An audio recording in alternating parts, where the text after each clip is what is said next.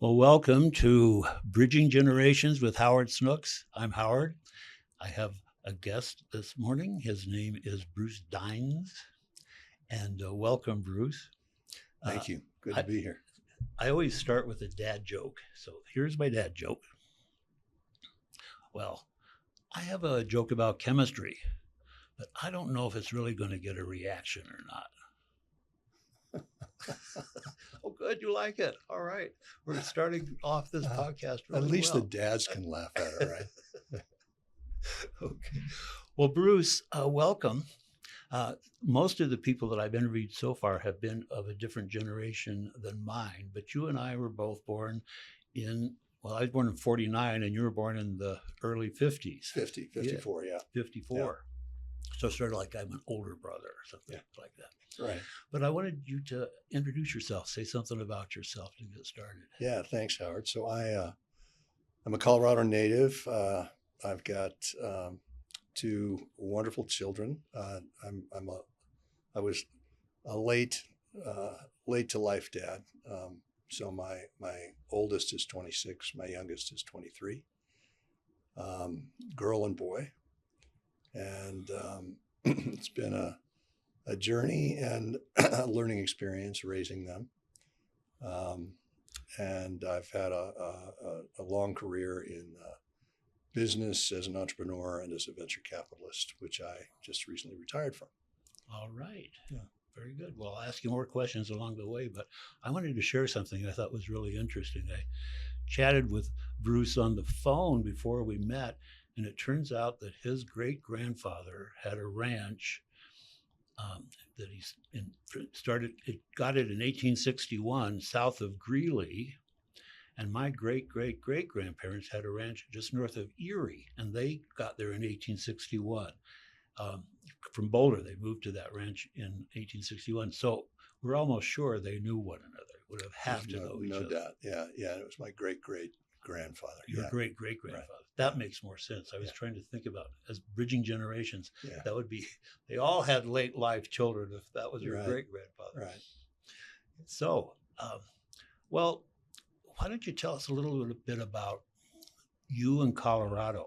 Because I think um, you've been here for a long time. I think you went away for school. You went to Massachusetts for boarding school, I think. And I did, and then went to the opposite coast. Went to Stanford for my undergrad. all Yeah, right, yeah. okay. And that's your only times out of Colorado, or have you lived other times? No, career wise, I spent a little time in Houston and a little time in Baton Rouge, Oh, Louisiana. But I've been back here since I was only gone building my career for maybe 5 or 6 years. Yeah, yeah. and been Huh. back here since '81. Huh. So, what was your career in? What field? Well, I started in the cable industry business, Oh, and then branched into software. Founded a couple companies, and then ultimately got quite interested. What I recognized is that I enjoyed the early stage environment much more than working for larger corporations, and it just fit my DNA better.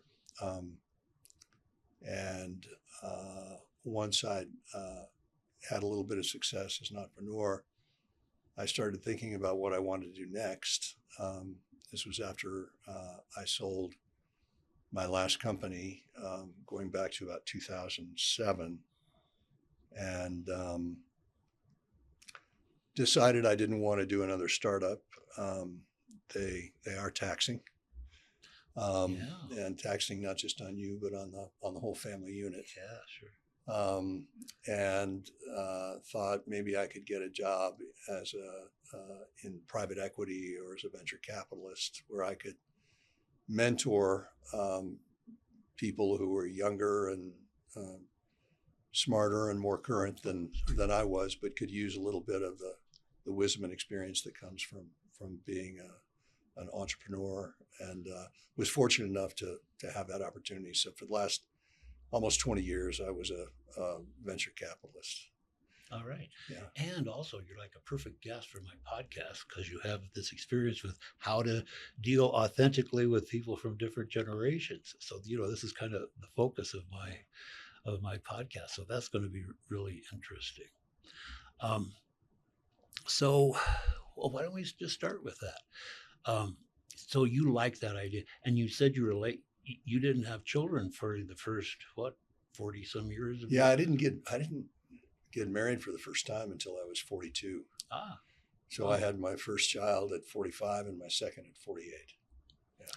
My uncle did that. I think he started at age 50. And so he's still alive now. He's like 96 or 97, but his kids are just the same age as my two kids. My kids are 43 and 40. I thought I had a late start because my son was born on my 33rd birthday. Yeah. But I guess I got a little bit of head start on you. Yeah. Well, so I know, like, we'll go into specifics, but do you have any general thoughts about what's it like to mentor people, how to be helpful to people in younger generations? Yeah, I do have some thoughts on it, Howard. And first of all, I think personality-wise, I'm a little more inclined to be a coach, to be a mentor, Mm-hmm. and I have a genuine desire to see other people succeed and to see if I can, help them in some way on their journey to success. Not everybody's wired like that, but I do think that there's some sort of fundamental, I would say, foundational characteristics that people need to approach when they think about the next generation. This is true, I think, about raising children as well, which is a different kind of mentoring. But one is they need to be active and good listeners, and really need to be willing to hear what the other person has to say and be thoughtful in their approach to ingesting what they're hearing and then considering how to respond to that. Well, let me ask you a question about that then. Let's say you have somebody who wasn't a very good listener. Like, how would you kind of get them back on track? So let me peel that back a little bit. Meaning somebody that I am interested That you're in mentoring, or somebody who is mentoring me. Well, let's do somebody who you're mentoring now, and you've noticed that they don't really listen the way that you think would be appropriate. Yeah. Then I would coach them on listening skills. I would say, hang on a second, you're interrupting me again. And I think it's really important for you to hear what I have to say. So I want you just to sit there and listen to what I have to say, and then repeat it back to me to make sure that we're aligned and on the same page. So let's say some person, man or woman, is entering into venture capitalism, and you're going to be mentoring them. Have they already started on their journey, or these aren't 21-year-olds, are they? That are going into venture? No, they're typically more experienced. Right. Yeah. Right. Okay, so people in their 30s, or it depends. I mean, a lot of VC firms.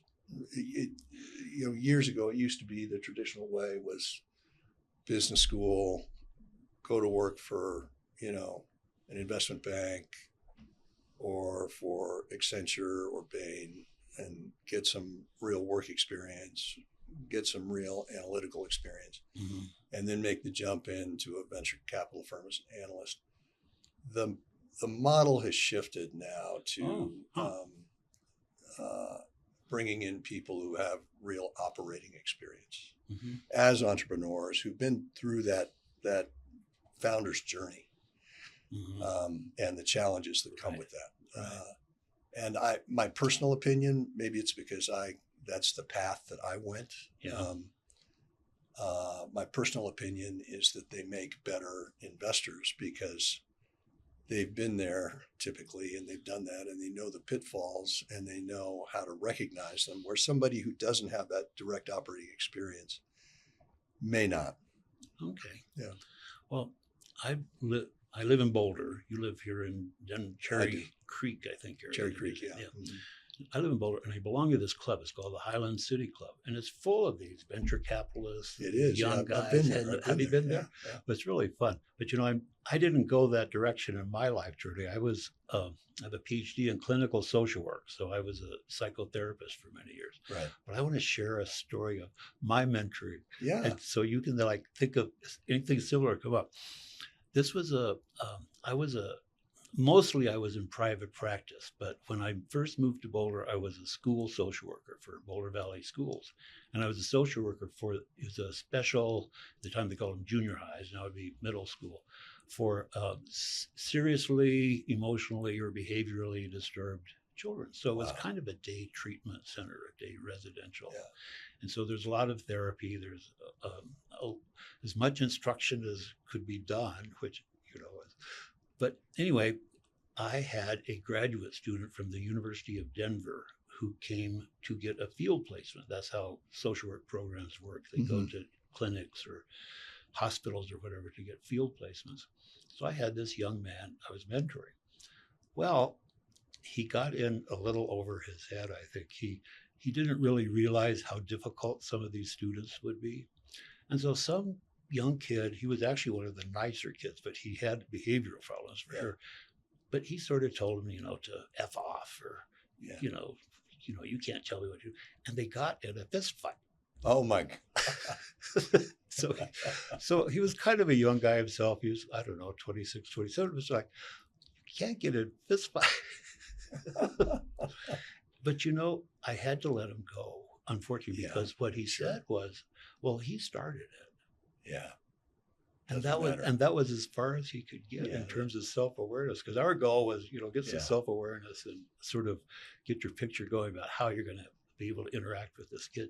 So do you have any good stories to tell? No names or anything, but any stories to tell about either good or so many. I mean, one of the real red flags for me. I'm going to say it another way. Howard, one of the real positives for me when I am looking at investing in a company, and I just was on my third call with a company this morning talking about this, but one of the signals and characteristics I look for in the entrepreneur and the founder is emotional maturity. That's hard to find in young founders. Just because it takes a while to build the seasoning and the experience to bring that true sort of groundedness and emotional maturity. But one of the things I look for is the founder self-aware enough to say to the investors that, look, I'm not wedded to this CEO seat or this president seat. If I reach a limitation, I want you guys to point it out to me. I'll do my best to push through it. And if there's another, individual who would be better suited in this role, then I am happy to let them take the reins and for me to learn from them. That to me is like a sign of real emotional maturity because they've been able to take the ego out of the equation. And ego is a really powerful and can be very negative force in our lives. That's a really interesting point. Do you have a theoretical point of view about ego or I do, yeah. Why don't you share it? We're going to get into some stuff that touches on the spiritual here, if that's okay. Sure, that's great. Yeah, I mean, I think ego in general is an incredibly destructive force, and the path to emotional maturity and the path to wisdom and the path to spiritual maturity is gradually understanding the decisions that we are making that come from a place of ego versus coming from a place of love. So when you're saying ego, the reason I'm wanting to go into this is because when I was trained that the ego is that which negotiates between your inner life and your outer life. Okay. So see, it's a different idea of ego. Yeah, it's not negative. Right. Yeah. But I certainly I know enough about ego. There's a particular Buddhist approach to ego and Right. other spiritual approaches. Yeah. So when you're saying ego, what do you mean exactly? What are you? Um, it's the force that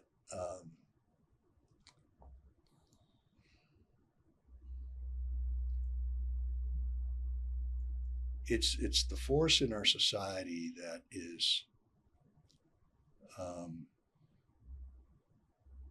focused on more on taking. It's very self-centered. It's self-centered, and if you think about it from a big picture and a capitalistic standpoint, if you look at the Anglo-Saxon culture and the culture that is very prevalent in the U.S., more so here, I think, than anywhere else in the world. It's all about, or a lot of it is about, extraction and taking. Mm-hmm. So when you go to what's the name of your club in Boulder? City Club, Highland City Club. And these guys network and they're talking about their business and that's all they want to talk about. And they're talking about how much money they're going to make and how much money they have made and how they're going to make more money and how they can make money. Mm-hmm. A lot of that is culturally inherited. There's nothing mm-hmm. wrong with it. Mm-hmm. But if it's not counterbalanced by the idea of how am I going to give something back mm-hmm. along the way, mm-hmm. as opposed to just extracting and taking. Mm-hmm. And the same thing can be trickled down all the way to relationships, where if people view their partner, or a parent or a sibling as somebody that they can continue to extract something from, then they're going to run into a lot of challenges over the course of that relationship. And because of their ego, which tends to be protective, they may not recognize the role that they're playing in creating those challenges. And so that comes up a lot in business. Mm-hmm. I run into a lot of egos in business. Yeah. Well, that's very interesting. And you're right, I've run into that. But you know that term noblesse oblige, where I've heard of it. For of those who much is given, much is expected. Yes. And I sort of like that idea that you do give back. You have to have some noblesse oblige to be a mentor, especially in your field where you are. Right. There has to be some feeling of that. I want to, and you want to teach it in a specific way. Don't be egoistic. Don't be self-centered. Don't think about extraction totally. Think about what you can do to better things, to improve the quality of life for everyone, perhaps. Right. Yeah. Huh. So, well, tell me a little bit about people who helped you along the way then. You can start with your parents or grandparents or wherever you want to start, but I just want to hear a few vignettes about how you got where you got. Yeah, I mean, it's a good question. I have worked for 12 different companies over the course of my career. Wow. And that's a lot. And so I actually have learned more from the non-mentoring bad bosses I had. Oh, let's hear that, because I think that's really useful. The ones that were more approachable. Because it helped me understand the impact of negativity. I had a boss who we started out with a very strong relationship, but he had this, I don't know, character flaw, call it whatever, that if something went wrong inside the company, he would lose it. Oh, temper problem? Temper. Gotcha. Yeah. And, would basically blast people in public and make a scene. Wow. And, you can go back to some of the early business writers, Deming, Peter Drucker, others, who began to recognize that the way to build a business with a healthy culture is to create a business of a culture of forgiveness, like a culture of risk taking and a culture of forgiveness. Mhm. Like, we want you guys pushing the envelope, pushing the edge. We recognize that you're going to make mistakes. Just make sure they're not huge mistakes, right? Yeah. Otherwise, there's such inhibition, and there's Such fear, inhibition. fear of getting in trouble yeah. lasts your entire life, I think. It really Yeah. does, and that starts Yeah. very early in our Yeah. culture. Yeah. You know, the little kid wants to jump on the table and spit and shout and throw his toys, right, in a public coffee place, right? And they're not allowed to do that. So Yeah. we learn pretty early that there's certain restrictions that we Mhm. have to follow if we're gonna make it through this particular society. Well, how does a person succeed if they actually have that approach? I mean, it seems like they're kind of, in some ways, they're writing their own obituaries business-wise if they cannot have employees that are willing to take risks and feel secure in that. Yeah, and this guy was a very smart guy and very perceptive in a lot of ways. He survived by doing a complete career change. Did he? He went into therapy personally. He experimented a little bit with some psychoactive substances. Oh, He really like micro dosing Mhm. things. and macro dosing And as well. macrodosing. Yeah, and he we're still friends, and he did a lot of introspective work, and he then ultimately became a business coach and a personal coach. Interesting. So I love that story. Yeah, it's a great Yeah. story. It's somebody who learned from the process and continued to evolve. You sure did. Yeah. Well, what's next on your agenda? You just retired, you said. Yeah, so it sort of ties in a little bit with this concept of extraction and taking, but I have a real bee in my bonnet around single-use plastics, and we are choking the planet and damaging our own personal health in the process. And I don't see businesses stepping up to the plate to do the right thing. They're continuing to use polyethylene to package, and fast serve companies still use even non-recyclable materials in some case. And we need to change that, or we're going to leave the world a worse place for our kids. Well, I was just reading a National Geographic article about this. I think they're using CRISPR as a gene modification for spiders to create this super strong silk. Wow. And it was just the most fascinating story, how the things that can be created out of this silk. And they used this experiment. They lifted up a 750-pound tire with with a rope that was made of the string, and they just were able to lift it up. And just as an example, they said we could have used something bigger, but we didn't have enough room in our studio. So I thought that was really fascinating because it's biodegradable. It's still a natural substance created by spiders, but kind of super spiders. And that's what we need. And the reason I'm so focused on single-use plastics is there's most people, I would say, and it's not their fault, but most people don't recognize that when they buy a plastic bottle of water or Coca-Cola or something else, they drink it and they throw it away. There's a low probability that it's going to get recycled. That's so true. And so in that sense, it's a real insult to the planet. And I think most people aren't aware of that. So there's a self-awareness piece here. There's a business piece here. And but when I think about the single-use plastics, it's metaphorical for the consumptive throwaway society. It definitely is, isn't it? And it's like culturally we need to build an awareness around that and say, wait a minute, I want to behave differently when it comes to the planet and when it comes to other people.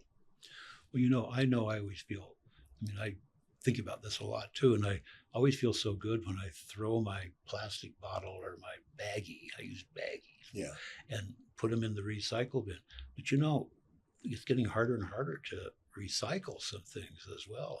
Yeah, it is, and you know, unfortunately, as nice a concept as recycling is, what you're doing is recycling something that's not biodegradable. Exactly. Right. Exactly. So maybe it ends up in, you know, a piece of polyethylene clothing, Right. say a Patagonia, Right. or you know, Right. some other clothing. But you know, when you wash it, it goes into the wash cycle and it goes into the dryer, and that microplastic goes right into the stormwater It system surely does. and gets back in. So we're not Right.